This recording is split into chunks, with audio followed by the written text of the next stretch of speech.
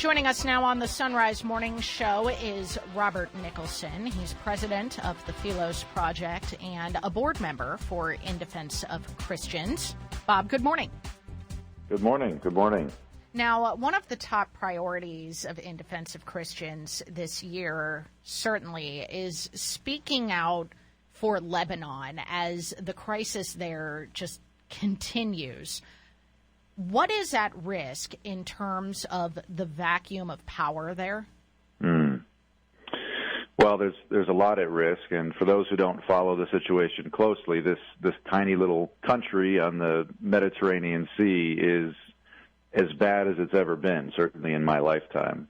And this is what's unique about Lebanon, is this is the one place in the Middle East that was created specifically for coexistence and pluralism. You know, it's something that we all, whenever we think about the Middle East and all of the chaos that goes on there, it's something that we all want for this region. And here is this itty-bitty country that was created expressly to protect Christians specifically, but also other minorities living together with Muslims. So if Lebanon collapses, which it is very much on the edge of doing, then any hope of preserving any bit of that kind of thing in the Arab world goes with it. And so it's obviously for the people who live there today. It's for this broader belief in pluralism.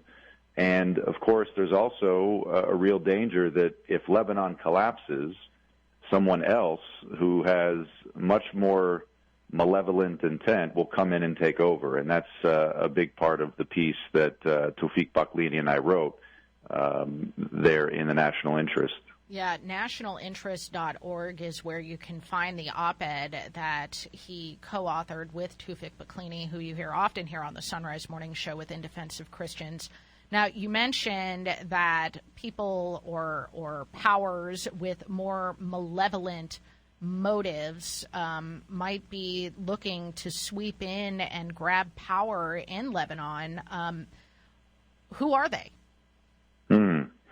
Well, for many years, since the early and mid-1980s, Iran, the Islamic Republic of Iran, has very much been involved in Lebanon. I'm sure Tawfiq has talked about that. It maintains an armed militia in the country that effectively controls it.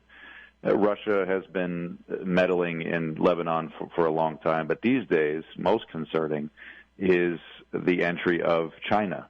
Now, many people in Washington, D.C. are worried about China overall, and the case of Lebanon is a perfect example. It's a very resource-rich, beautiful country right on the Mediterranean coast, and China sees an opportunity to buy an asset when the price is low. I mean, the country is suffering so much financially, and China has so much money that they are able to come in, which they did last summer, and say, hey, all of your troubles could go away if you let us essentially buy up the ports and the airport and the infrastructure and help bail out your economy. And you have to admit, even for Lebanese who don't want to be in bed with China, given the circumstances, it's a pretty tempting offer. And just remind us, how is Lebanon on the verge of collapse here that a bad actor like China might be able to sweep in and take over like that? Well, there's a couple of different issues. One of the biggest is total, and I'm talking about total corruption of the political class. And some of them are Christians, some of them are Muslims of different kinds, but all of this, I mean, there's about 6 or 7 people, and I'm not kidding, and their families who control the country, and they all kind of maintain an understanding that allows them to get rich and even richer while allowing the country to collapse. And in the meantime, Iran and this armed militia that I mentioned, the Hezbollah, is pretty much running the country day to day. And in the meantime, if you're a Lebanese person of whatever background, you have likely at this point, because of financial mismanagement, lost all of your life savings. And I'm talking about you put $100,000 in the bank, you go to the bank to take it out, and they tell you, I'm sorry, you can't have it. And the Lebanese currency has dropped so low that whatever money you do have has lost 90% of its purchasing power.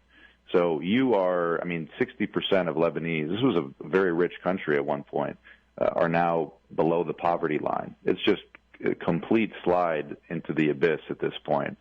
And there's really no signs that anyone has a plan for fixing it, which is maybe most troubling of all.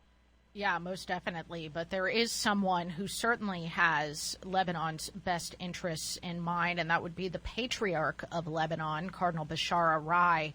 Can you tell us about what he has proposed to help this nation make its way out of this crisis? Cardinal Arai is truly astounding in his leadership.